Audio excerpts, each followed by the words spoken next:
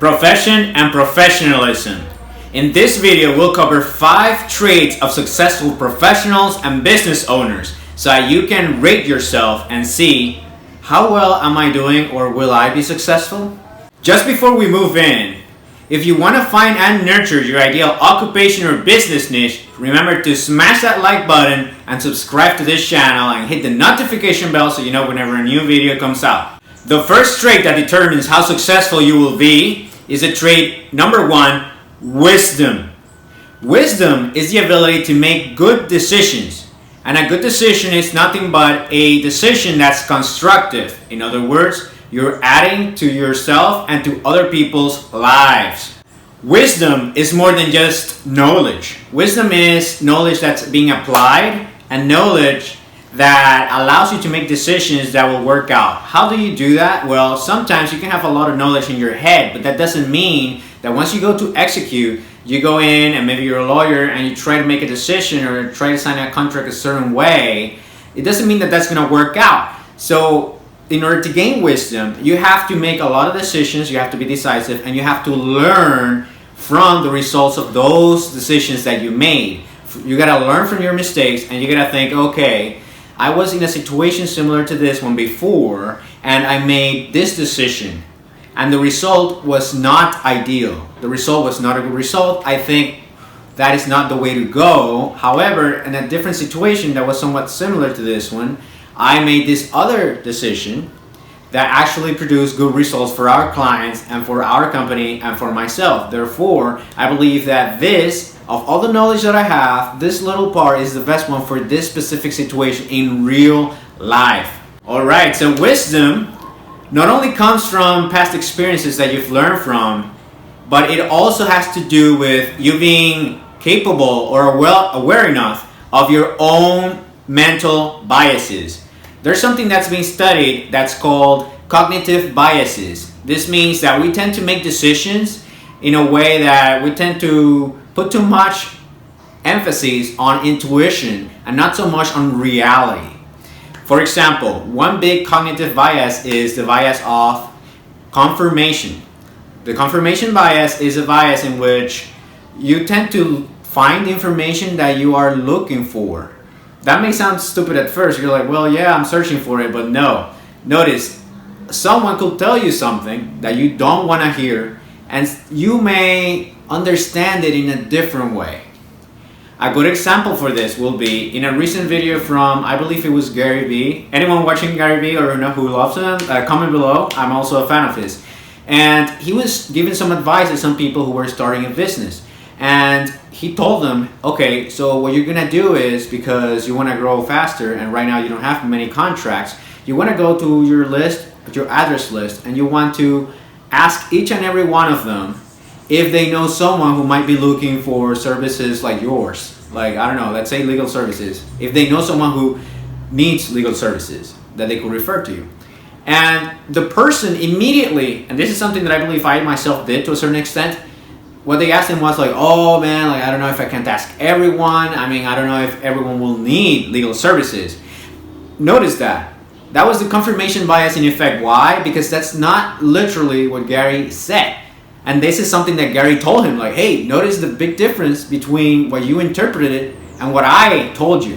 What I told you was ask each person if they know someone who might need the services. But you understood it as ask everyone if they need the services. Big difference, even though it is a subtle difference in the wordings and the words that are being used. Does that make sense? Comment below. We make all kinds of wrong decisions based on cognitive biases. And this is difficult because sometimes if you're not aware enough or you have never heard of them, you don't even know that you have them. A good example is also the representativeness bias, which means that, okay, so that person is behaving like a jerk. Okay, so that means that this person, because they're a jerk and because they have this certain race, they must be this way. Or for example, the stereotype of Asian people know a lot about math, like that kind of thing, right? So those kinds of stereotypes, they are not necessarily true. I mean, some of them have some truth to them, but most of the time that's not necessarily the case. To give you another example, you have an apartment building where you live in, and you have two gyms nearby, one that is in the apartment building and one that's far away. The one that's far away gives spas and massage and whatnot. And you will think like, okay, so that means if I ask you, the female residents of the building, they prefer to go to the second gym that has the spas and how all these things for nails and like hairstyles and whatnot. But turns out that may not necessarily be correct. In fact, in many cases, people out of convenience go to the gym that's closest to them. And that's just a thing that has to do with what we call base rates. And base rates are simply things that have to do with actual numbers in the macro sense of the word. You might think, oh yeah, like I know someone who divorced because this happened, right? Whatever the reason. Like maybe they have financial issues, maybe someone was jealous of someone else, maybe someone betrayed the other. But that doesn't necessarily mean that when you put all the people together, that's the case. Usually it isn't. So that's something that has to do with base rates, like, okay, like the actual data, when it's collected in the aggregate, what does it say? Then if you want to be wiser, you have to be able to cut through those cognitive biases or those mental shortcuts that we use that most of the time can yield good results in order to like make it simpler for us to actually live this life, but can be very bad when you have a very strong, good, powerful decision to make and it is a wrong decision that you make simply because you weren't thinking straight, so to speak. Trait number 2 for successful professionals and business owners, and that is being giving. Being giving, I mean, the word is somewhat self-explanatory, but it has to do with actually giving more to other people, not being what we call a taker or someone who only thinks about themselves, someone who's selfish, someone who doesn't give back. That's not what we want. In his book, Adam Grant, who's actually a researcher at the very prestigious Wharton School of Business at the University of Pennsylvania, made the book that was very acclaimed, that was Give and Take. That's the title of the book. You can look it up. And in that book, he detailed how some of the most successful, in fact, most of the most successful people in society are people who are fundamentally givers. Now, it is a bit more nuanced than that, because takers, people who are very selfish and care for themselves only, they can do well, while people who are very giving can either be at the top of the society or at the bottom. Wait, so why can't they be both at the top and at the bottom? It doesn't make sense, right? Well, in his book, which I recommend, he details that as human beings, we can either be focused on ourselves or we can be focused on others. So you can be focused on improving circumstances for your life, and you can be focused on improving circumstances for others around you. So the people who are at the bottom are people who are giving, but they care too much about others and they don't care enough about themselves, which means that they are what we could call like naturally pushovers, or people who don't have good boundaries, people who allow others to take advantage of themselves, people who are also afraid to ask for help from others, people who are afraid of going for what they need and what they want. So that's the thing. Those are the bottom. They are very giving, but they don't give to themselves. They don't think about themselves enough. Those at the top, they think both about themselves and about others, which means that they are willing to go into what we call the reciprocity principle. They're willing to always give more without expectation, in the sense that they will always get back in the long term, as Adam details on his research, and as there are many historical figures that have shown so. But more than that, if you are the right kind of giver, then you're the kind of person who's not afraid to ask others for help, and they will gladly give that help to you because you've always been a very positive influence on their lives. An example might be, think of a very good friend or family of yours, someone who has always been there for you, someone who's always added so much benefit to you, either emotionally or tangibly, through money or whatever, right? And let's say that that person suddenly gets mugged and they call you because they need some help. Maybe they need you to pick them up, maybe they need you to run an errand. Think about it. Wouldn't you be more than willing to do that for this particular person? That's the exact thing that the right kinds of givers do. Also, the right kind of giver, when you're giving, but you're also not afraid to be assertive and ask for what's yours and get the help from others, really what you're doing is that you are the kind of person that when you succeed, others around you also succeed. So think about it for a second. If you are the kind of person who will actually benefit others when you yourself benefit, won't they want to actually help you reach your goals? This is very different from the backstabbing cultures of takers, which is, oh, I take it, I screw you over, there's only one position open, I'm gonna get it and I'm gonna screw you. Like, it's very, very different in that sense.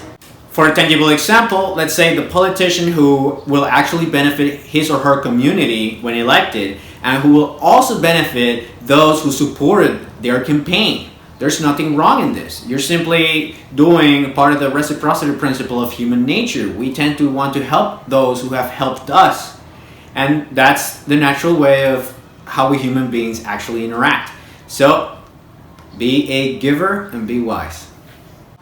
So trait number 3, which actually goes into wisdom, but it's important enough to detail on its own, is being shrewd.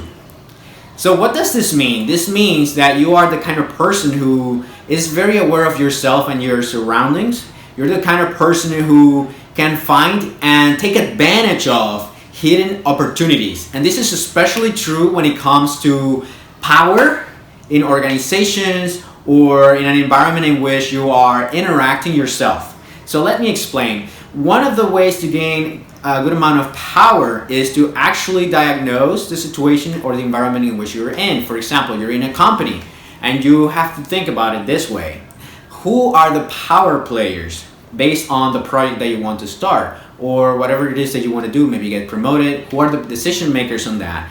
What are some of the limitations that they have when it comes to actually doing what you want them to do?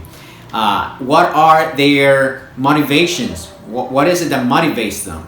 So how are they going to react whenever you do something or a new development occurs or something that you weren't thinking about, right? So when you put all of these pieces together, this gives you an idea of how you could move, how could you interact in order to advance your project or whatever goal it is that you have. That's part of being shrewd. Part of being shrewd, as I mentioned also, is like tapping on into those hidden opportunities, because when you do this diagnosing process and you say, okay, so the actual decision maker is my supervisor, but they have the limitation of the budget that HR gives them, and I know that I also have other peers who also want to get a raise for X or Y reason, right?